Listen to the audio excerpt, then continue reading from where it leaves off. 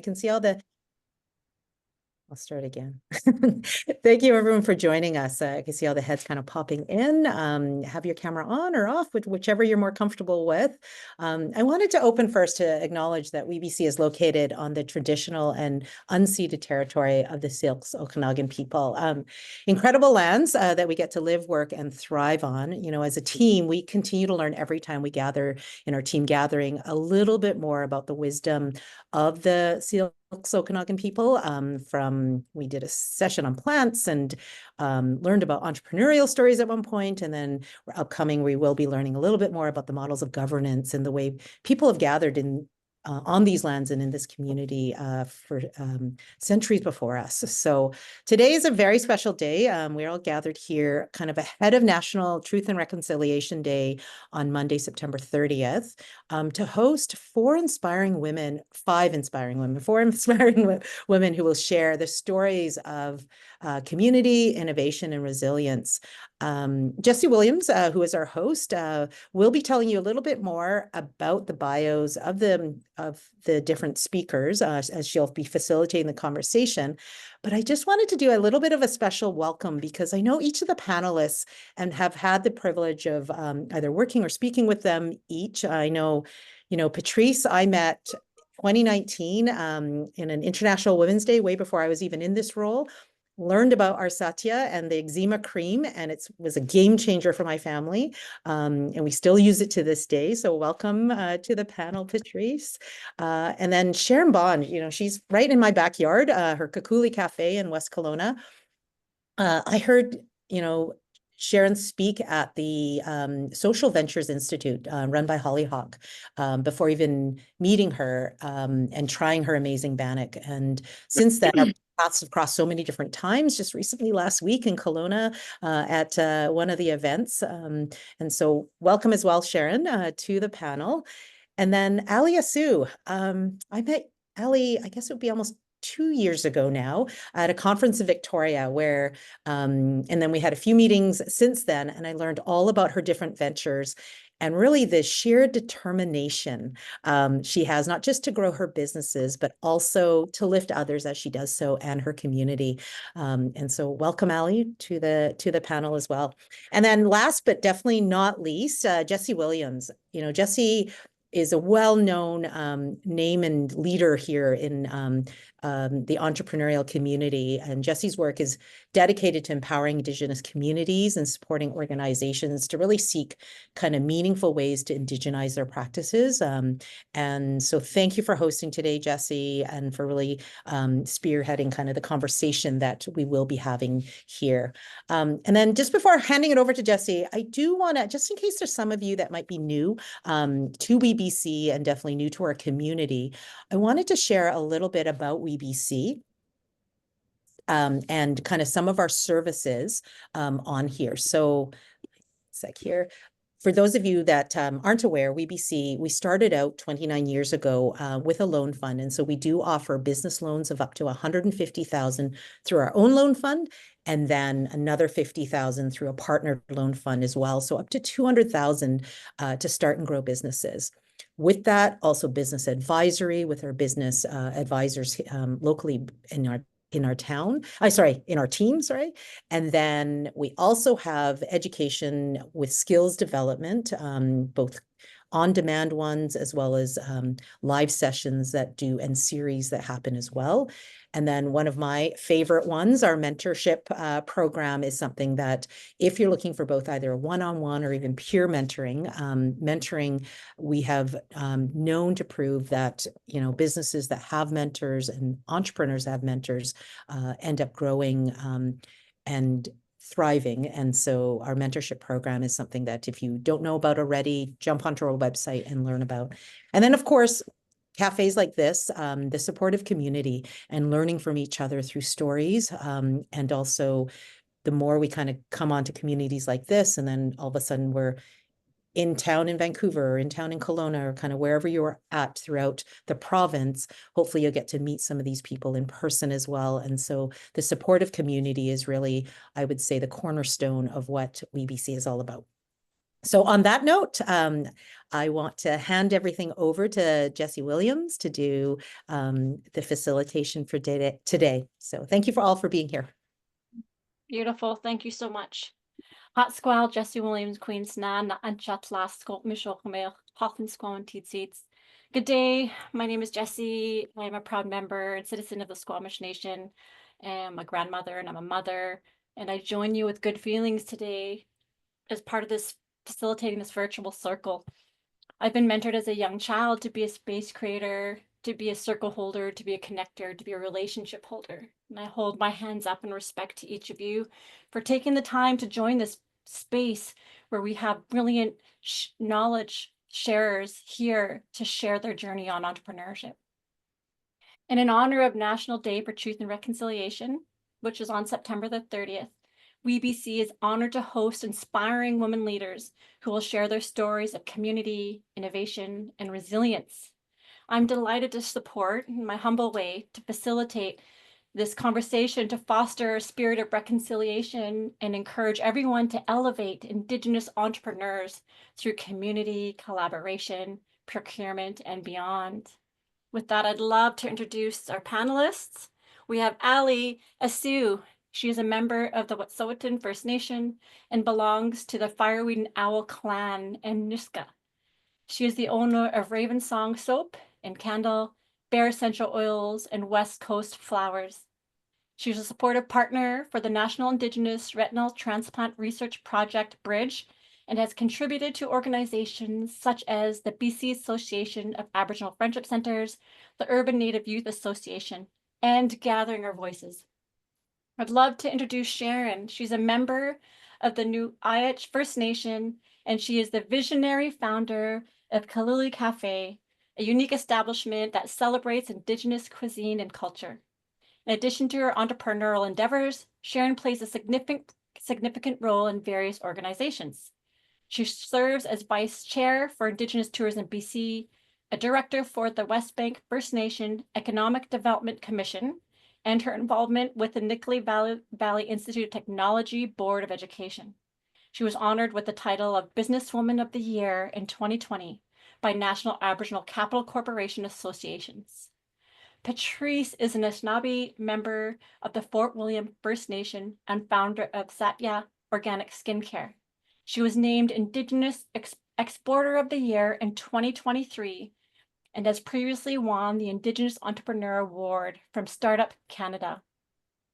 Thank you, holding my hands up in Winalks, and respect to you, three brilliant humans, for taking the time to share today. And in the spirit of an open heart and open mind, I'm excited to invite our panelists to discuss some questions and share their knowledgeable insights from their lived experience. And I also want to take this moment to invite you to write down any questions that come to mind in the chat box if you're inspired to, because you will be invited to share some questions before we close our circle at the end. In order to make sure we respect the time of the amazing panelists here, I would love to take a moment to ask our first question and invite our panelists to share what surfaces for them. May I ask you to share, amazing panelists, what role does community play in your business? Well, I'm going to jump in because community is everything. There is no such thing as success without community. There's always this illusion that you have to do, the self-made person or whatever, and that you have to do everything on your own. And that is that's a recipe for failure. When you're bringing your community in to support you, not only are you getting direct business support, but you're getting that emotional, spiritual, environmental, like all of these aspects that you need in order to be a successful business, but also a successful person. Community is everything. So I'm going to pass that. I'm going to give it over to Sharon.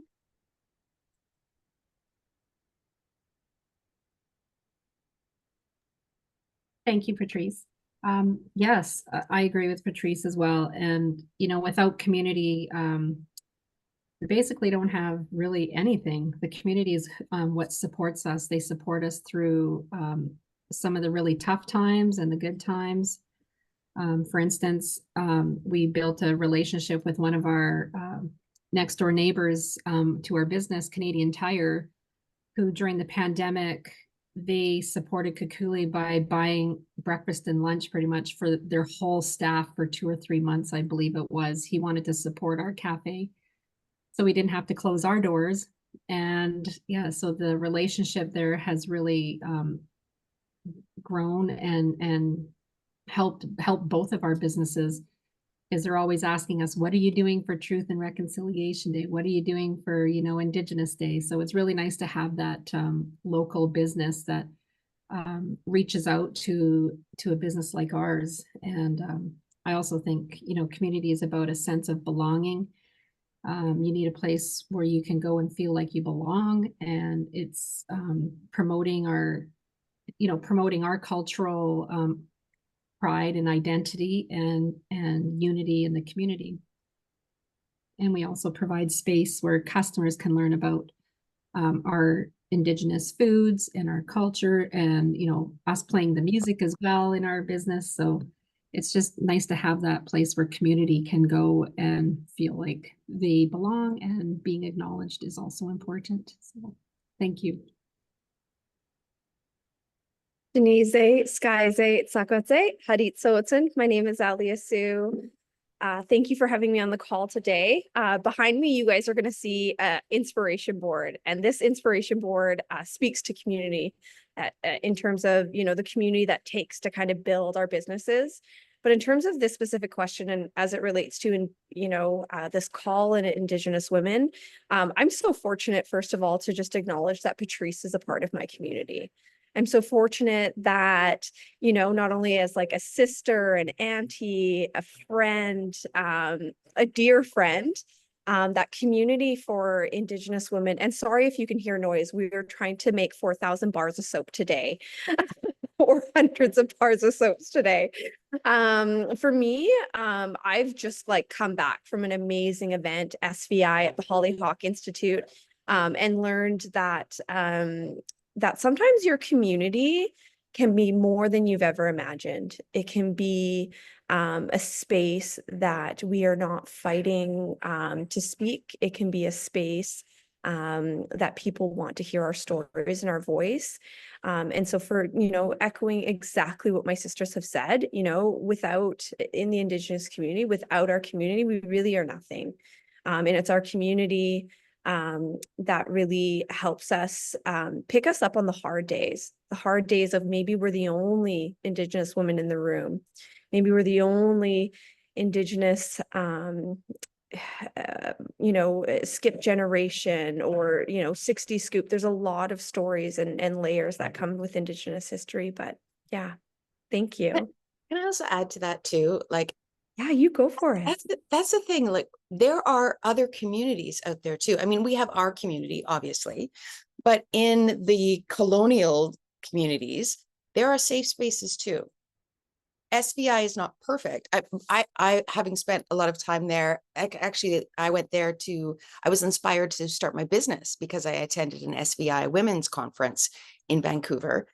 But maybe if you're not in the right community, just say, you know what, I'm okay, and then find a new one. Because they are out there. And actually you're in one right now. I love that. Agree. And so grateful for what Shauna has helped create it. And we talk about community and making sure that the right community voices are heard. And so thank you, Shauna and WBC, for, identifying authentic Indigenous women and making sure the right voices are being amplified. Woo! That gave me chills. Thank you for sharing that. This is just the first question, so I'm really, my heart all ignited up. I'm ready for the rest of our conversation today. And so what I heard, if I were to provide my own summary, and I invite those that have joined today virtually as we listen to take notes for yourself. Keep track of the things that really resonate with you, because I think part of being impactful, part of being successful in entrepreneurship in part is just holding on and really understanding, you know, the areas when a wisdom nugget's being shared and it sticks out to us, it's because we need more of that. So my invitation is to take notes for yourself so that you can reflect as well, and maybe evolve your understanding and find other conversations and other spaces that are speaking to that that type of topic that is standing out for you. Thank you. Another question we would love to invite each of you to share and reflect on is, for Indigenous entrepreneurs, those building business ventures. Actually, sorry, I'm going to change the question. What are some unique challenges you faced as an Indigenous entrepreneur, and how have you overcome them? It's a big question. What are some unique challenges you faced as an Indigenous entrepreneur, and how have you overcome them?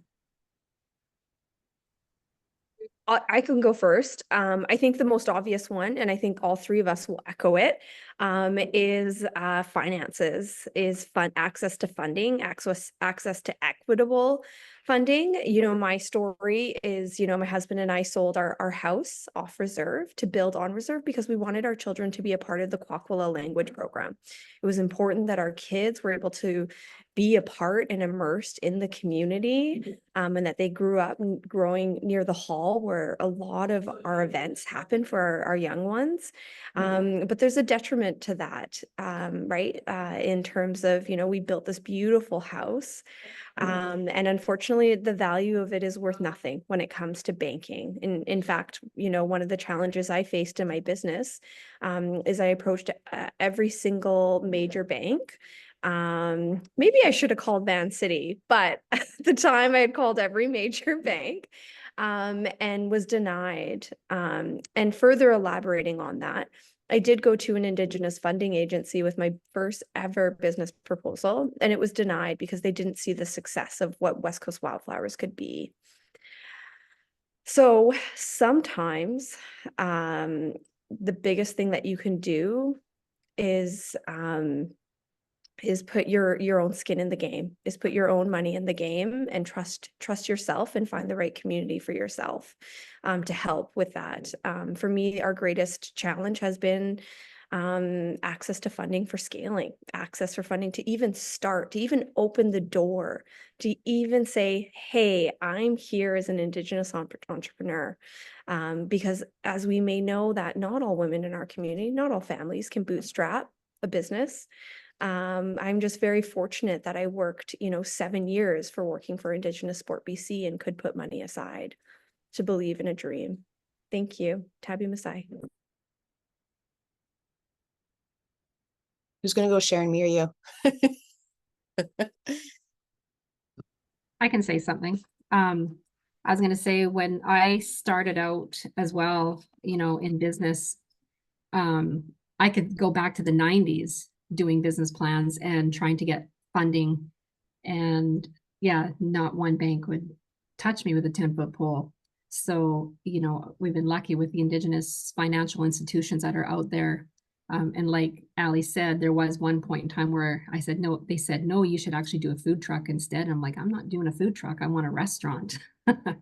So I was very, I persevered through all that and just said, no, I'm going to start a restaurant, but it may have taken another 10, 15 years back then to get it going. But I found that now being in business, you know, amongst a lot of non-Indigenous businesses, you know, I feel so much more than that as a business, because we have culture and identity, and, you know, and just navigating through all that in this non-Indigenous and this, you know, non-Indigenous business world can be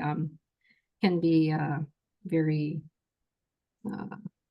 yeah, it just takes a lot of perseverance, I guess, to get through that. And I also felt that just over time and being an entrepreneur from in the 90s and up until, you know, 5 years ago, I felt that a lot of, you know, of historical trauma, for instance, through my side, you know, I just felt there was no support, and I didn't, you know, have that confidence as well to be that entrepreneur business person. I really had to fight my way through a lot of that just to get to where I'm at today. And I just think that, you know, the historical traumas and the connections that I've had with residential school from my mother to my grandmother, and then how something came across my desk one day and I'm like, no, I can do this. I can go back to school. I can, you know, help my business succeed, and this will be great. And so it just really takes a lot of perseverance and just knowing that, you know, you become resilient to a lot of things. And yeah, and I just mean, breaking those stereotypes and stuff too. So totally. And, you know, by show of hands, like how many people think business plans suck? Because like they're terrible. Thank you. Right? Because they change the next month. And the person that's reading them's never run a business before. Right? Like it's just a hoop because they have a hoop to jump through because they have no other tools to measure if we're gonna be successful or not. So do not let somebody else's opinion tell you what your business should or shouldn't be, right? Like good for you, Sharon, for telling, no, this is what I want to do. Because I think, especially as an entrepreneurs, we're so vulnerable to people telling us you're not good enough, you don't know enough, you don't have enough experience. And that can be like soul crushing, dream crushing, right? But, and I hope I can swear, it's bullshit, right? Like the reality is only you know the truth and all of the facts about your business.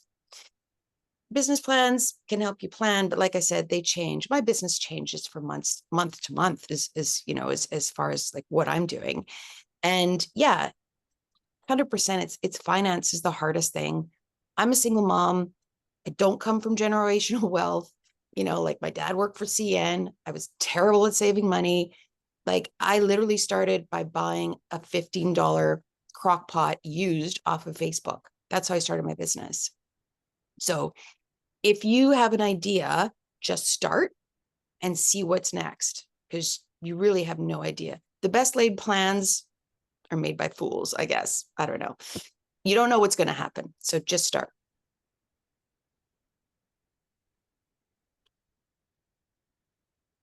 In light of what the three of you shared, are there any organizations or any industry experts or any resources, programs, anything that stick out to you that you have accessed in regards to the financial challenge or the business plan development challenge that you'd like to mention and share with those who've joined us virtually today? Mm-hmm. Talahout Aboriginal Capital was great for me. Donna, who's no longer there, but Brian, who is awesome. We used to be called CEO Corrales, great opportunity for Indigenous women. B Corp is doing a level program for those of you who are in that position who want to become B Corps. SBI, I think we've all talked about. Van City is pretty great. Did I forget anybody, guys?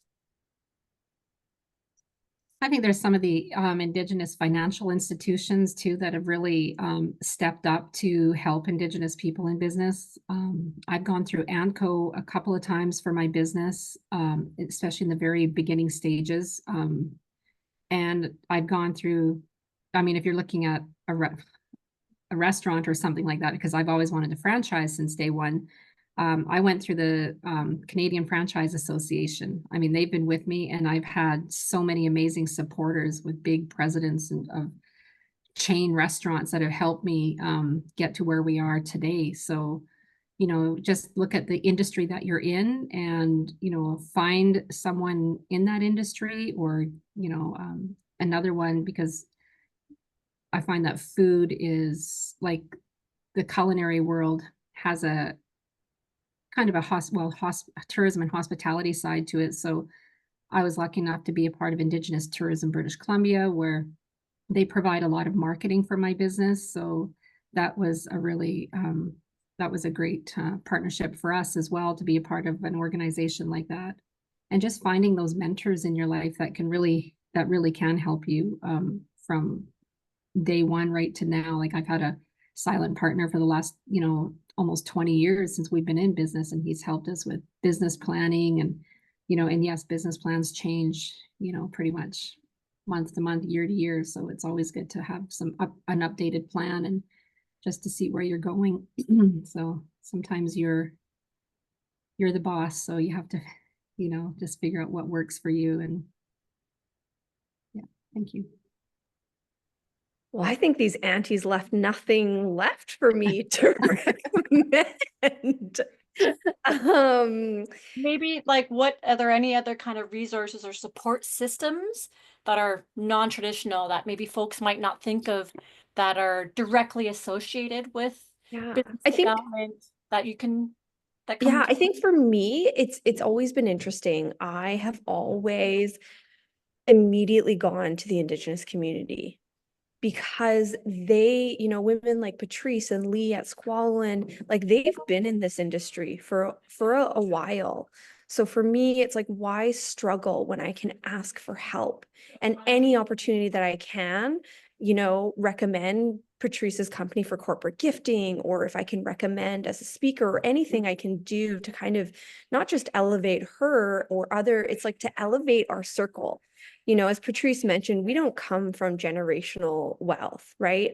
And I sometimes I hate or I dislike, that of course, there's a lot of trauma infused, and we don't want to create a trauma narrative in our stories, but sometimes that is just the facts, right? I am a young Indigenous mom, that grew up in foster care, and so my circle wasn't asking Uncle Bill and Auntie Sophie to give recommendations of people who can reinvest in my business or who give me advice, right? My circle is, Patrice, who do you have in your circle that can help me? Or, it's that sometimes without taking away the funding support, I think that can be very crucial for Indigenous entrepreneurs, is look who is in your circle and in our Indigenous circles. And is there an auntie? Is there a cousin? Is there someone in our circle who's already done the work and who has trusted, and this is key, trusted allies, and those who are looking out for the best for us, because they want our stories, they want our success, they want all of those things, and giving us all of that on an equal opportunity. We're all in the same ocean, but we're not all in the same boat. So thank you. Thank you for that. If you don't mind, I'd like to present a sort of a probing question based on what you just shared, Ali. There's a lot of amazing humans who've joined us today virtually to learn as Indigenous entrepreneurs, those building, those wanting to scale and grow. But there may be some allies that are online today too, because they want to be the trusted community. May not be Indigenous, but they really do want to support and have it in their heart and mind to participate in entrepreneurial reconciliation. My question to you, do you have any wisdom nuggets or one wisdom nugget that you could offer to those who may not be Indigenous, who've joined us today and want to be a support to elevate Indigenous entrepreneurship?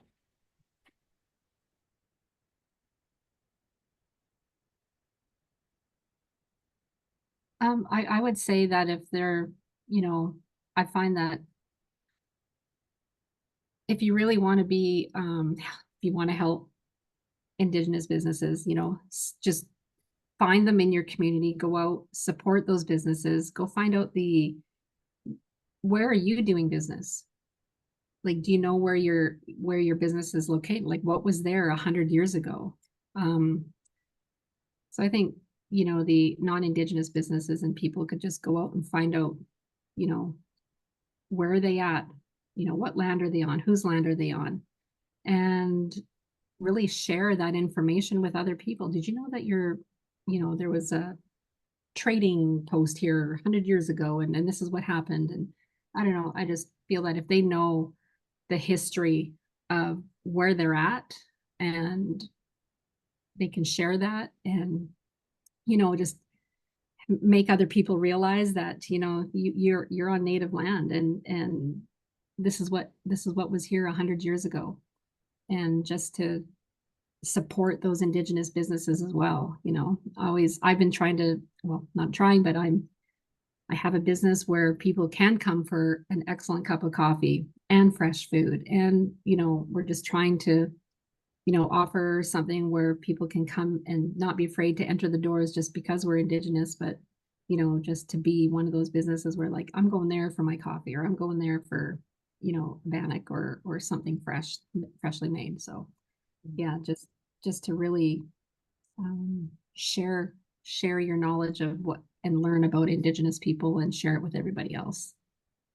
And speak up. I like Ali did say that when someone at the table had spoke out about something, then speak up and say something and make sure that, you know, you can help correct them or guide them into, you know, knowing the actual history of what happened, whatever the case may be. I would say also consider that this is not a financial transaction.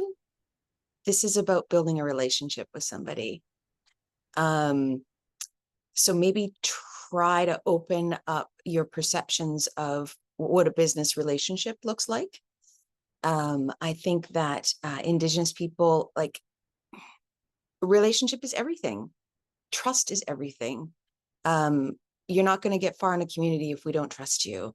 And, you know, you have to be vulnerable in order to do that, in order to build trust with people, and ask questions. And, you know, those are, I think, some of the key things that I would definitely think about. I mean, you know, money is cheap, but relationship is everything. Oh, Patrice, you just give like such juicy advice sometimes. I'm like, yeah, like that's what, yeah, like nailed it for me.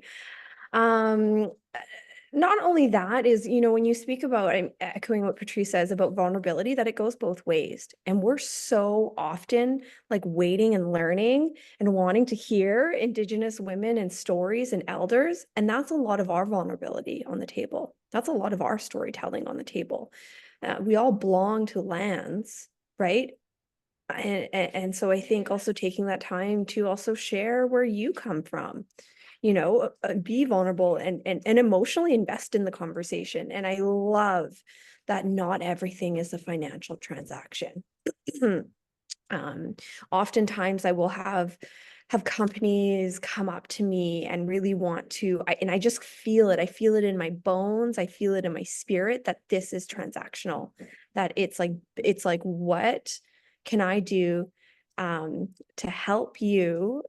What is the word that I'm thinking of? And neither of you guys know it because it's inside Allie's brain right now. The word of like, you know, this opportunity will amplify your voice in our spaces, but like it's more than that. Patrice, do you know what I'm trying to say? I feel like you can Keep talking, we'll get there. yeah. It's that oh, it's just like you feel it. Yes, there it is in the chat. Reciprocity. Haven't we talked about that enough at SVI? That's the word that I'm trying to think of is reciprocity. You know, we give as Indigenous women and as women in general, we give. We hold our community, we bind our community together, we feed our community, we share our stories with the community, but what do we get from that? And I don't just mean financial. So just kind of, you know, play with that. And what does that mean to you, for you as yourself, your organization, your team? And then I'm going to take us a little off track really quickly. I talked about learn our stories. And what I mean by learn our stories is take the time to go on our websites, take the time to look at some interviews we've done, take 5 minutes of your scrolling time to just scroll and learn about us before approaching us. So that we're not pre-preaching everything, so that you can get something, so that we can share something more about us. And lastly, Google reviews or product reviews is, you know, that is an easy way to kind of, you know, support Indigenous businesses. This is a little off the track, but I mean, here we are, four Indigenous women, right? Telling our stories and talking. Maybe the review is, you know, you should hire Patrice for a keynote speak because I just heard her on WBC and it was incredibly inspiring, right? I think people also want to hear about that, not just our products, right? you can buy a product anywhere, but did our stories, did something like manifest and inspire you? Thanks. You know what? And it's not just transactional in that either. Like going on LinkedIn and saying, this is what I learned, it starts building conversation, right? Even better. See, Patrice, even better. Oh God.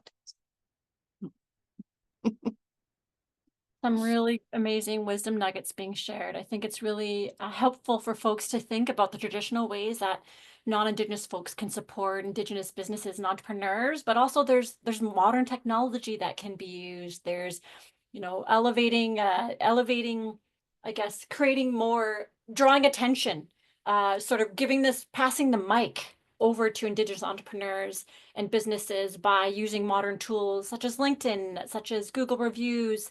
I love sort of the whole circle of different ways that you each shared about how others can support and elevate Indigenous businesses. I think it's a conversation that maybe not a lot of folks get a chance to be a part of. And speaking about that and leaning on what you've each shared, it's a very strong Indigenous way of knowing and being to give back to community. Would love to understand, if you don't mind sharing, how your businesses and your practices contribute to the economic and social development of Indigenous communities in any way that each of you are inspired to in unique ways that you do.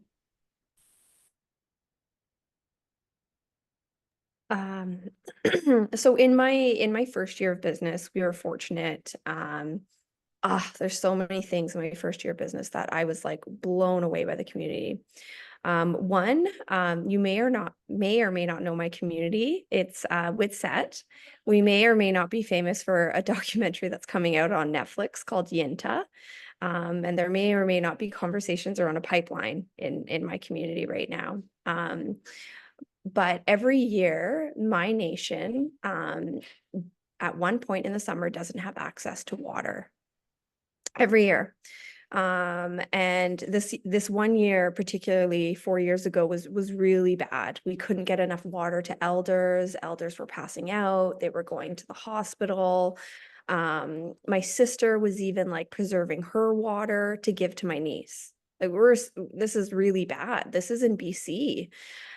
And I did a call out to my community in 24 hours. We raised almost $8,000 to donate to the community to get them access to water. A second thing that we were able to do is we were able to raise $10,000 to give out to Indigenous, First Nations, Métis, and Inuit students for education. So that's just some ways. And other ways we continue is donation for youth to be able to fundraise to go to the North American Indigenous Games. Donation to education books that can go into like our Bakwum, our Indigenous school systems, because sometimes accessing those books, you can't always get them at libraries. You can't always get our books at bookstores. And the books that I speak about aren't just the, the soft Indigenous reads, but also some of the tougher reads as well that aren't as easily accessible. Yeah. And also, I think you'll find this in any Indigenous business is right from the get-go. We think about how is this involved in a circular relationship with our community, right? How are we, quote unquote, giving back because we are getting so much, right? And people do that right from the beginning of their businesses. Like it's never just about creating a product or a service. It's a product or service is about creating so much more than that. So it's always not just financial. Like, yes, there are donations that happen. Yes, there's, financial, sharing of profit or whatever potentially. But I think you'll find that people will share in their time and share in their expertise and share in, building, doing fundraisers, using the community that we have to bring attention to other businesses or other issues that are happening, like when we had all the wildfires up north, you know, that sort of thing. Like, I think you'll find that is sort of ingrained and woven into any Indigenous business that you're going to come across. Yeah, I was going to say, when we hire youth at the cafe, for instance, mentorships are one of our biggest tools that we use at the cafe. So when we hire a youth, they don't know it, but right from the beginning get-go, they are being introduced to so many different there's training for everything, and they start at the bottom and work their way up. Whereas now we have an Indigenous youth franchisee who owns 2 restaurants in the Thompson, Okanagan areas. And when he started with us, he was a 22-year-old franchisee entrepreneur. And he worked with us from the age of 16, just learning the ropes of running a cafe. And, sometimes people think that the cafe isn't, or working in a cafe just isn't a career. But you just learn so many different skills, and we took the youth and we just trained them along the way. And I always say, hire smarter than you. So, and just not to be, don't be afraid of hiring people who are smarter than you. Just, that's just a way of empowering other people, empowering the youth. And so we do mentorships on every level in our cafe with youth and women entrepreneurs as well. So yeah, I give back by just mentoring through Futurepreneur Canada, and just through the cafe is our 2 main things that we do.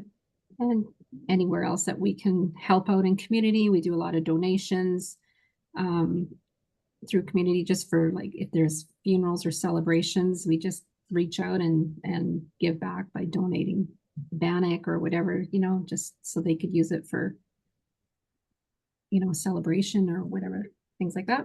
So yeah, it's just, mentorships are probably one of my favorite things to do for youth, especially in the restaurant world, because now we have another 21-year-old all ready to own his own restaurant. He's been with us since he was 15 years old, and he's learned every aspect of running a cafe and becoming a manager. And we're just trying to, you want to keep them humble and don't let things go to their head, because otherwise you lose respect of your peers and coworkers. So it's just a great way to just to teach them when they're young, because the young people really do have it in them to be something at such a young age. They want something now. And so if you can put it in their head now, then yeah, they'll just take off and flourish.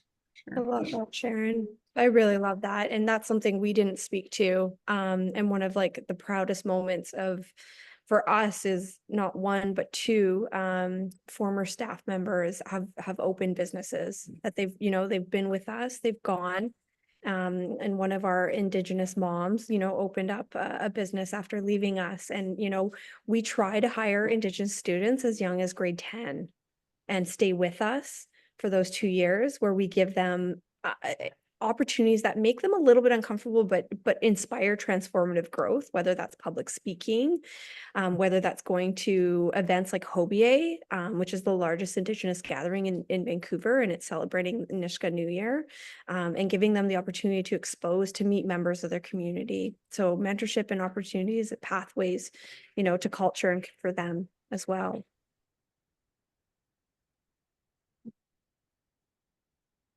Thank you so much for this continued sharing today. If okay with the panelists, we're about 15 minutes left in the conversation, and I remember in our pre-discussion, each of you spoke very passionately about making sure we create some space for some questions, so that there's some reciprocity and connection with those who've joined the virtual circle. So if it's okay timing, I'd like to invite those who have joined, if you have any questions, to please share it in the chat. I have been able to capture a couple, but there's a lot of dialogue happening. So if I've missed, please forgive me and just repost your question in the chat. Is the timing okay now, team? Perfect. So one of the questions that has come in is around leadership, understanding that to be an entrepreneur, to be a business owner, it takes leadership. So the question is, as leaders in the business world, do do you have tips on how we as women leaders can uplift others of Indigenous roots and minority groups so that they can feel supported in their own leadership journeys? For me, the number one thing that I look for in a leader is that vulnerability, is the ability to talk about your failures and your successes and just be honest with people, and don't have any like, I need to be, the boss, perfect, solid, wall with the people that you're working with. I think if you can show, the things that you're going through, somebody else is also going through, and a problem shared is, a problem halved, right? Like it's so important to know that this is not easy, and sometimes I think, especially with social media, of course, we see from the outside that, oh, everything looks so awesome. Oh my God, you guys, last week was a disaster in the company. You wouldn't know it necessarily, but this kind of stuff happens all the time. And I think that if you can share that, that vulnerability with your staff, it allows them to be vulnerable, and knowing that it's okay to do that. And so they're more willing to take risks. They're more willing to fail, right? If they see you as perfect, they're not gonna want to show you where they screwed up. And it's the screw ups that we grow in. We all know that. So that vulnerability creates the space for that, I think. Yeah, I totally agree, Patrice. I guess when I think back and I look back at the last few years of my staff are, like I always say, work smarter, not harder, hire smarter than you. And me as a leader in my community and for the cafe, I empower all them to be leaders. I want all my staff to be leaders, and I want my staff telling me what to do, because they need that. I guess they need that encouragement, and they need that push that, someone's looking out for them, and we're, be concerned, get to know your staff and get to know who's working for you. And I just think it's, it's important for them to know that, you're just like them. I started out here and I had to learn and push myself and just to grow and to be that leader, I guess, in community. But my staff, I just feel that you just take them under your wing and show them everything. I guess succession planning is probably the number one thing is, you want someone to take over one day and it's going to be the youth. And I think that's what I like about our cafe, is that we just empower them to make decisions and take the initiative, come to me later and see if it was right or wrong. But, I don't ever hold things against them. And you really have to, I guess, really know that you're not blaming them for anything, right? Because if I'm empowering them to take the initiative and make decisions, at least they tried and they did it. And now we can fix it and figure it out, because not too many things worry me in that way, that if something screws up, we'll figure it out. And that's what I like to do with our staff and anyone, who works with us.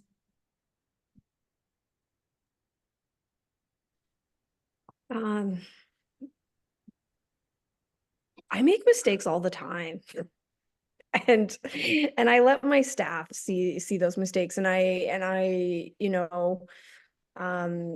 I also, especially my younger staff, they're so impressionable at the age that I've hired them, that sometimes it worries me, and and just being vulnerable and raw, it sometimes scares me that I'm like, oh, I have these like 6 young women who like look up to me. Am I giving them the best that I can? Am I giving them the best that I can with the information that I have at this time? And how can I do better? Because I've learned so much in these 4 years. And coming up with systems, right? As your team gets bigger, what are those systems? And sometimes systems can be uncomfortable for me, particularly because I've mainly come from Indigenous organizations where the systems have already been created for me. So when you talk about managers and you're like, oh, why is that manager doing something? I now get it, right? I get when the staff are working in an organization. But for me, I think I am grateful that I have such a young team, especially at West Coast Wildflowers right now. Our team is the oldest staff member is me. Is 32 years old, and the average staff member is in their 20s. So when I say I have a very young and impressionable team, I really do. I have 2 students who are post-secondary. One's an athlete recovering. It's an ACL tear, and then I have another one who's going into criminology. And they've been managing the store beautifully. And I kind of want to like give a little bit more rope to them. You know, we had an exciting event on Sunday. We had the SVI community come and do a shop. And after they left, we kind of closed the door. We closed our store for a bit and we did a reflection of like, how did that feel? What could we have done better? What was exciting? Like really just taking that moment to like learn from that space. And one of them, she's really cute. She's grade 10. And she's like, I could have said hi more. Like I was so scared. And so, but like, what a beautiful community to have that like experience with, right?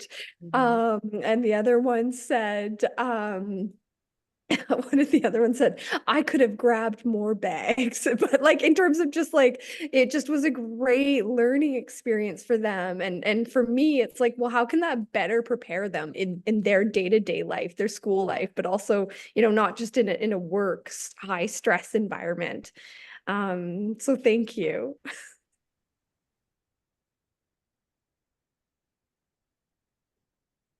Really amazing sharing and really insightful questions to ask.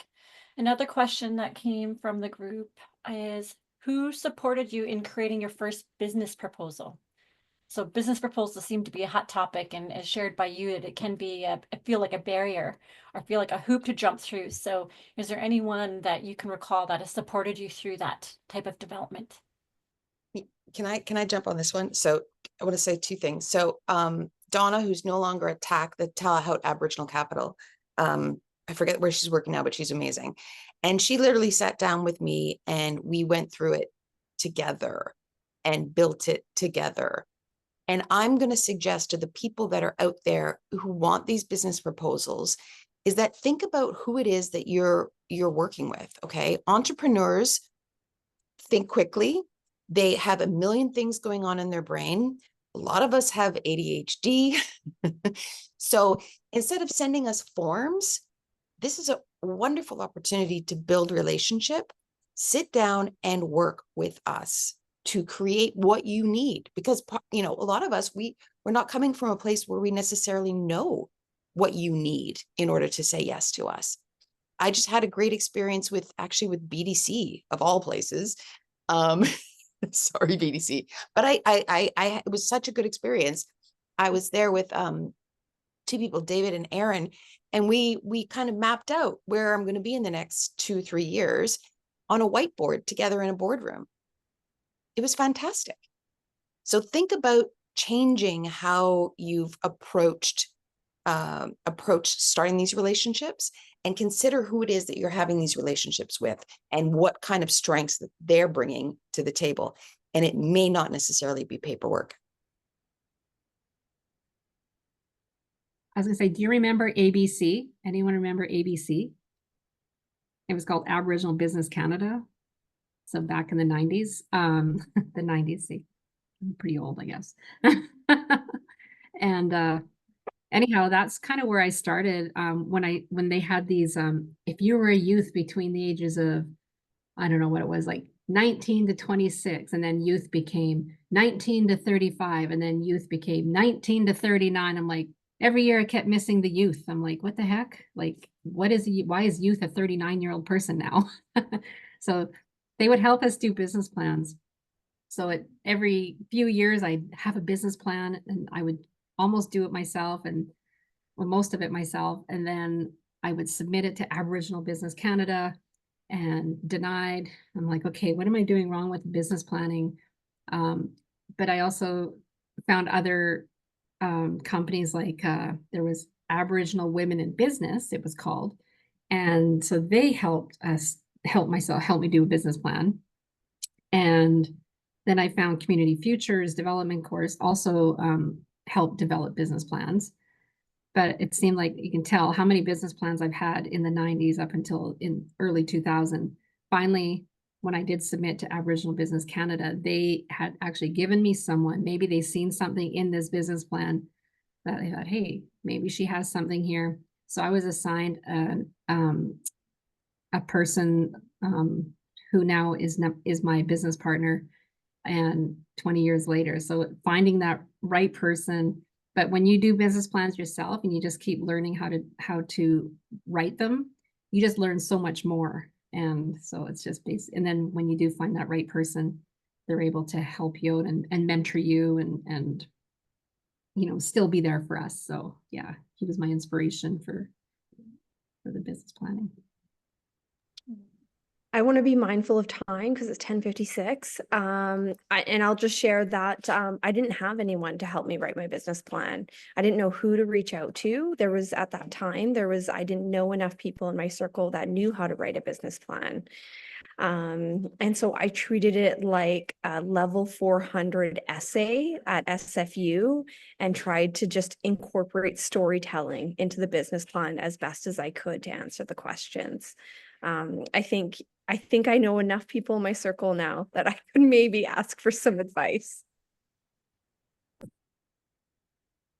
Brilliant. I love all these wisdom nuggets and this experience, years of experience that's led you to the success that you're experiencing and the goals that you have for the impact you want to have in an entrepreneurial way. I also would like to be mindful, there's 3 minutes left. Quickly, is there anything that you haven't had a chance to share that's calling to you, that's surfacing for you? Quickly, I'd love to just give this 3 minutes up back to you. If there's anything additionally that you'd like to share before we close circle today.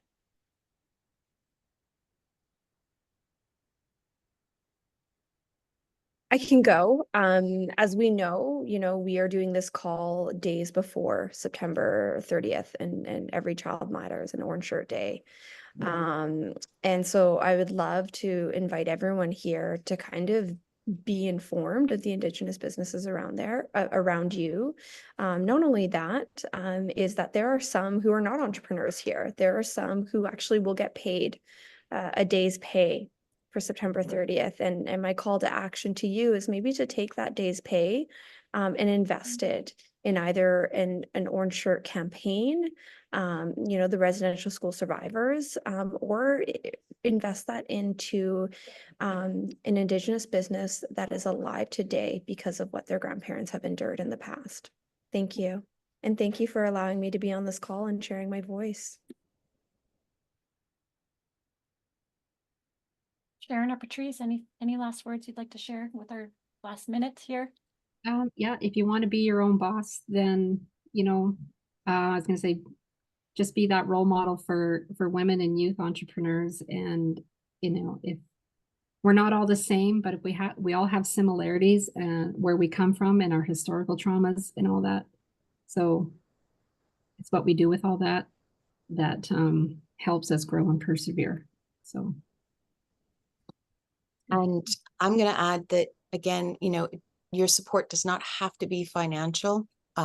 It can be about sharing stories, talking to people about the things that you've learned, the people that you meet, and other ways. Just build community with our community.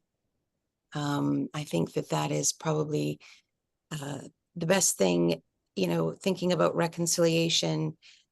Truth and reconciliation, it starts with truth, knowing the truth and our stories together, and reconciling all of those facts together to move forward, right? So, but we can't do that without talking and communication and building these things together. So, get on social media, get on your professional networks or whatever. And if you see something that inspires you, share it. And if you see people that you can bring into your networks, please do that as well.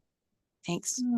Beautiful. Quickly, thank you everyone online who's joined this virtual circle today with an open heart and open mind to receive the wisdom and the experience being shared, the offerings being shared today by these brilliant and First Nations women entrepreneurs, business owners, leaders, community drivers, pathway creators, system changers, and so much more. And also hold my hands up in respect to WeBC for bringing this circle together, for creating space to amplify First Nations women's voices regarding entrepreneurship and creating space for others to learn.